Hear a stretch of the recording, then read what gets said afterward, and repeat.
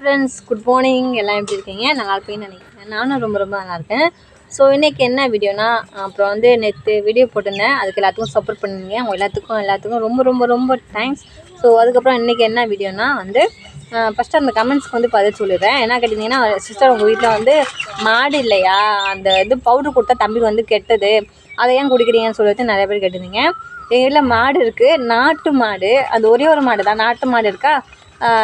ஒரு மாடு 2 கன்றுக்குட்டி இருக்குது. அந்த மாடு பார்த்திங்கன்னா நாட்டு மாடு. பால் கறந்தாலே 1 லிட்ரு இல்லைன்னா 1/2 லிட்டர் அப்படி தான் கறக்கும். எங்கள் வீட்டில் மொத்தமாக குழந்தைங்க மட்டுமே 6 பேர் இருக்கும். குழந்தைங்க மட்டுமே 6 பேர். அப்புறம் பெரியவங்க, அப்புறம் என் குழந்தை வேறு வந்திருக்கா, அப்புறம் எங்கள் மாமனார்.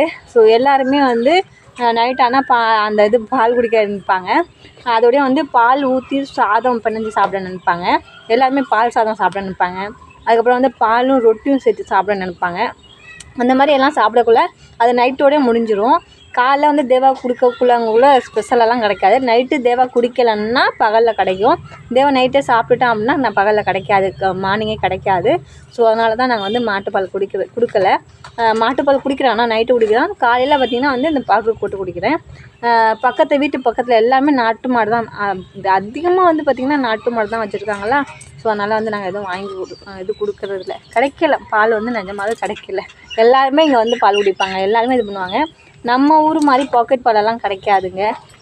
நம்ம ஊரில் வந்து இங்கே பாக்கெட் பால் இருக்குது, அதெல்லாம் இங்கே இருக்காது. சுத்தமாக பாக்கெட் பால்லாம் வராது. வாங்கினா மாட்டுப்பால் இந்த மாதிரி வாங்கணும். அப்படி இல்லைன்னா பவுட்ரு தான் வந்து அதிகமாக நான் யூஸ் பண்ணிகிட்ருக்கேன் அந்த இதாக்காண்டி, ஸ்கூலுக்காண்டி. ஓகே, இது வந்து நேற்றுக்கான கமெண்ட்ஸ், பொதுவான கமெண்ட்ஸ் இதான், அதை சொல்லிட்டேன். ஸோ அப்புறம் இன்றைக்கி என்ன வீடியோனா, இந்த ஊரில் எனக்கு ரொம்ப பிடிச்ச சாப்பாடு எதுன்னு சொல்லி கேட்டிருந்தீங்க. அதாவது ஒரு குக்கிங்கை பற்றின வீடியோ தான் இது. என்னென்னா பார்த்திங்கன்னா, எனக்கு வந்து இந்த ஊரில் எனக்கு என்னென்ன பிடிக்குமோ அது ஒவ்வொரு வீடியோவாக போடலான்னு யோசிச்சுட்ருக்கேன்.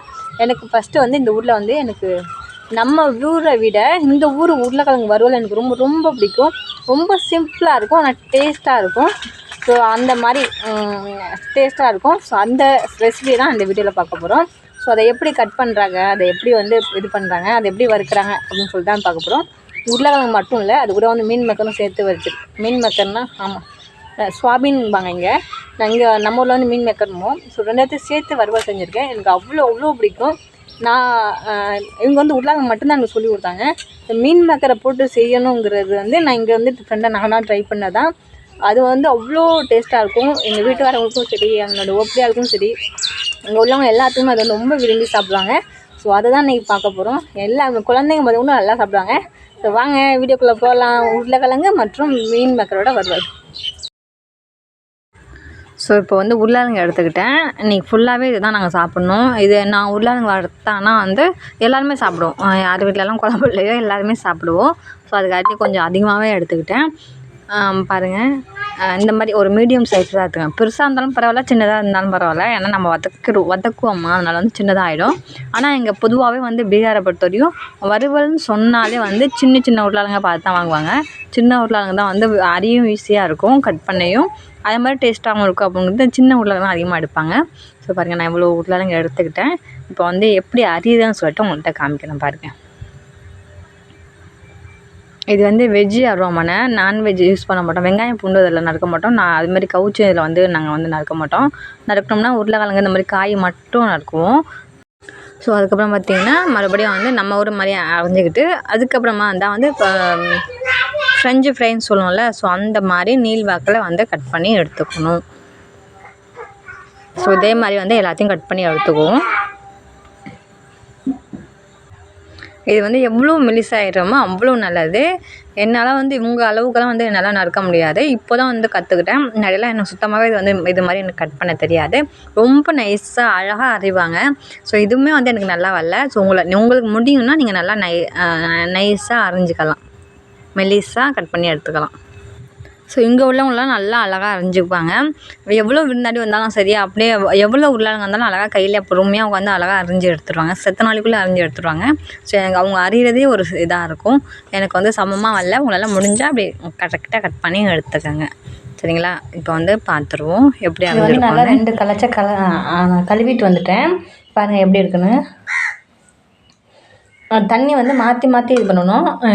தண்ணி ஃபுல்லாக ஊற்றிட்டு இதில் வந்து அரிச்சு எடுத்துட்டு அதுக்கப்புறம் கீழே உள்ள தண்ணியை ஊற்றிடணும். ஏன்னா சின்ன சின்ன நைஸ் மண்ணாக இருக்கும். அதனால் வந்து இதிலே வந்து கழுவிட்டு அப்படியே தண்ணி அப்படி சாய்ச்சிட்டு மறுபடியும் இதை இது பண்ணோம்னா அது வந்து நல்லா இருக்காது, மண்ணாக இருக்கும். ஸோ அது மாதிரி பண்ணாமல் தண்ணி ஊற்றி அலசி வேறு பாத்திரத்தை மாற்றிட்டு மறுபடியும் தண்ணி ஊற்றி அலசி 2 3 அலசோம்னா நல்லா அப்படி வந்துடும். அந்த மாவெல்லாம் வந்து வெளில வந்துடும். இப்படி வந்து நல்லா பளிச்சுன்னு இருக்கும் பாருங்க எப்படி இருக்குன்னு. ஸோ இதுக்கப்புறம் தான் மெயின் ப்ராசஸே இருக்குது. கூட வந்து நம்ம பார்த்திங்கன்னா இப்போ வந்து தண்ணி கீழே இருக்கும் பாருங்க, தண்ணி இருக்குது. இந்த தண்ணியை வந்து வடிகட்டிடுவோம்.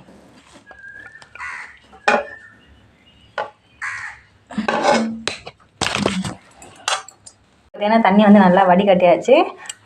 இதுக்கப்புறம் தான் நம்ம என்ன பண்ண போகிறோம்னா உப்பு போட போகிறோம். சரிங்களா, இதுதான் வந்து மெயினே. உப்பு போடணும். ஃபஸ்ட்டு வந்து உப்பு போடுவோம். உப்பு தேவையான அளவு, ரொம்பவும் போடக்கூடாது. பத்தலைன்னா கூட அப்புறம் போட்டுக்கலாம். ஸோ அதுக்கப்புறம் பார்த்திங்கன்னா மஞ்சத்தூள் வந்து ஒரு 1/2 ஸ்பூன் போட்டுக்கலாம். இப்போ இதை என்ன பண்ண போகிறோம்னா நல்லா வச்சு பிசைஞ்சுக்கணும். அது நல்லா வந்து இப்போ வந்து ஒரு மாதிரியாக வரப்பாக தெரியும். நல்லா பிசைஞ்சிட்டோம்னா கலந்துட்டோம்னா அது உப்பு மஞ்சள்லாம் ஊறி புசுன்னு ஒரு மாதிரியாக சாஃப்டாக ஆகிடும்.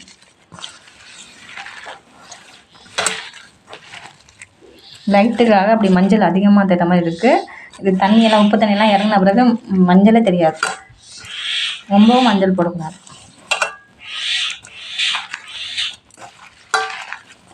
நல்லா வந்து இப்படி பிசைஞ்சிட்டோம்னா எவ்வளோ முடியுதோ அந்தளவுக்கு நல்லா பிசைஞ்சு எடுத்துக்கணும். அது வந்து உடையவும் கூடாது. உருளைக்கிழங்கு வந்து உடையாமல் பிசைஞ்சு எடுத்துக்கணும். இந்தளவுக்கு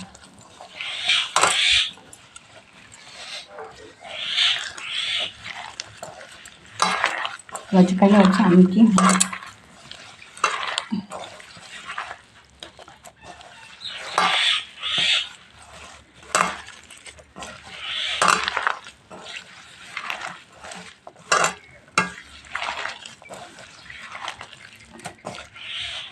ஸோ நல்லா பிசைஞ்சாச்சு. இது நல்லா ஊறட்டும். சரிங்களா, நல்லா ஊறட்டும். நல்லா ஊறின பிறகு பார்த்திங்கன்னா பொசுன்னு ஒரு மாதிரியாக வந்து ரொம்ப இதாக சாஃப்டாகிடும். வரப்பாக இருக்காமல் ரொம்ப சாஃப்டாகிடும். இந்த அளவுக்கு நல்லா பிசைஞ்சு எடுத்துடும். இன்னுமே நல்லா ஆகும்.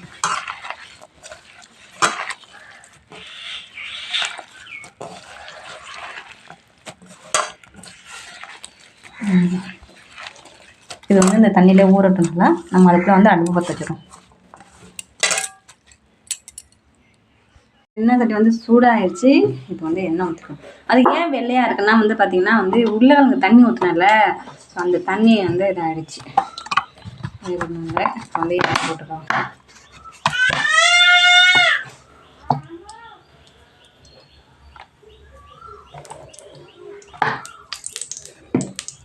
எண்ணெய் ஊற்றியாச்சு. இது எண்ணெய் சூடாகட்டும். ஸோ எண்ணெய் சூடாகட்டும். இந்த எண்ணெய் என்ன பண்ண போறோம்னா 4 பக்கமும் இப்படி எடுத்து இது பண்ணிவிடுவோம். ஏன்னா வந்து உருளைக்கிழங்கு வந்து அடி பிடிக்காது. இந்த எண்ணெயை வந்து 4 சைடும் வந்து ஆம்லேட் போட்டாலும் சரி, இப்போ நம்ம முட்டெல்லாம் வரப்போடலாம். அப்படி பண்ணோம்னா அடி பிடிக்காது அப்படின்னு இருக்காங்க. சூடான எண்ணெய் வச்சாலும் அடி பிடிக்காது.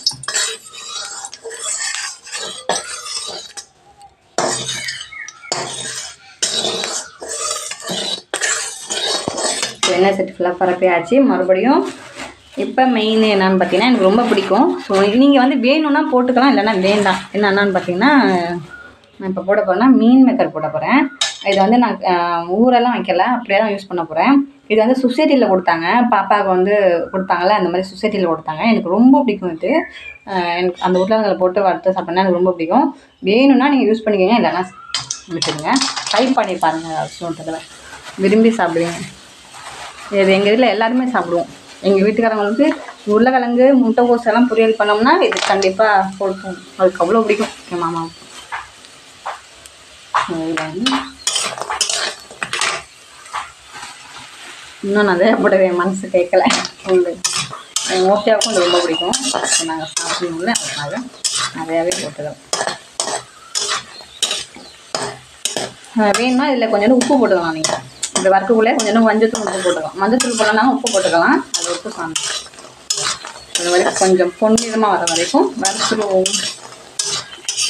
எண்ணெய் நல்லாவே சூடாகிடுச்சு.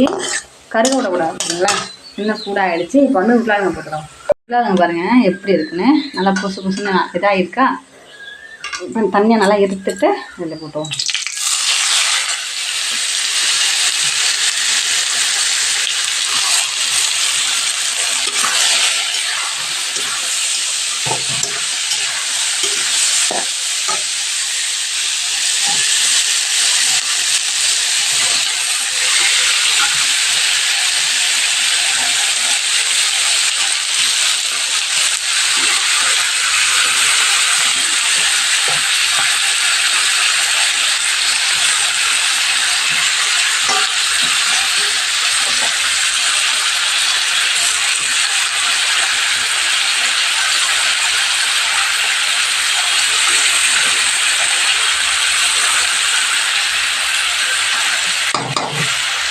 பாருங்க எவ்வளோ தண்ணி மிஞ்சிருக்கு பாருங்க. கரெக்டு தண்ணி தான்.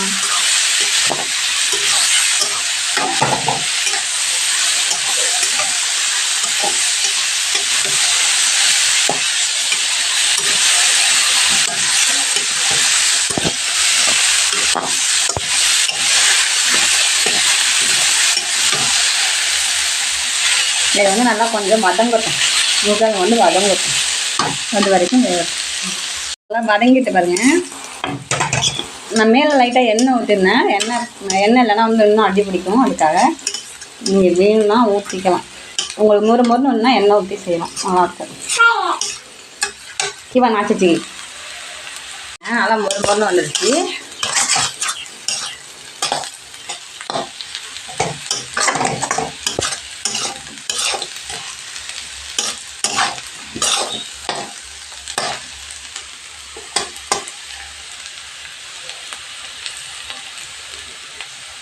நல்லா வதங்கிடுச்சு.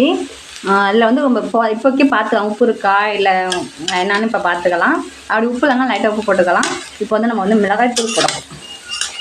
அது நல்லாவே வதங்கிடுச்சு. ரொம்ப வதங்கக்கூடாது, ரொம்ப திருச்சி ஆகிடும். நம்ம வந்து இந்த மிளகாய் தூள் போட்டுக்கலாம்.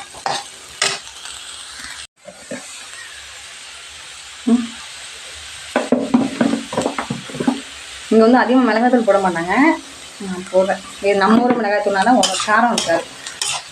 இந்த ஊர் மிளகாய் வந்து நல்லா காரமாக இருக்கும்.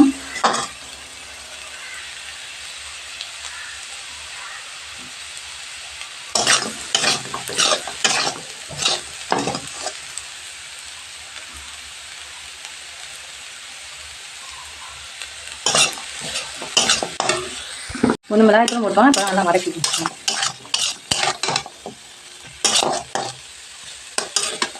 நம்ம டேஸ்ட் பண்ணி பார்த்துக்கோங்க.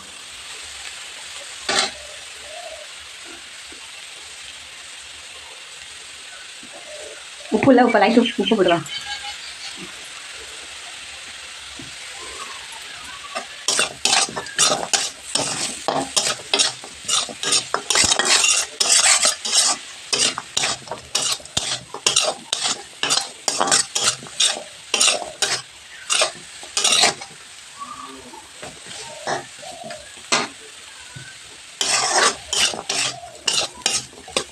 ஸோ அவ்வளோதான் ரெடி ஆகிடுச்சு. இதில் நம்ம எதுவுமே போடல, தாளிப்புக்காண்டி எதுவுமே போடலை. வெறும் மிளகாத்தூள், மஞ்சத்தூள், உப்பு, அவ்வளோதான். எண்ணெய். ஸோ சூப்பராக இருக்கும், ட்ரை பண்ணி பாருங்கள். இதை வந்து சாப்பிட்டு நான் ஓகேங்களா. இப்போ பாருங்கள் ஃபைனலாக ரெடி ஆகிடுச்சு. இனிமேல் இறக்கிற வேண்டியதான். இது என்னென்னா வந்து அந்த இது வந்து மீன் மேக்கர் பார்த்தீங்களா, அது வந்து காற்று போகாமல் இருந்தோம்னா நல்லா மொறுன்னு இருக்கும். சூப்பராகவும் கிரிச்சியாக ட்ரை பண்ணி பாருங்கள்.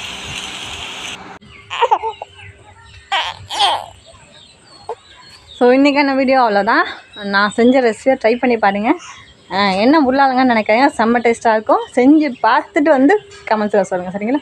தேங்க்யூ, பாய். வீடியோ பிடிச்சிருந்தா லைக் பண்ணுங்கள், கமெண்ட் பண்ணுங்கள், சப்ஸ்கிரைப் பண்ணுங்கள்.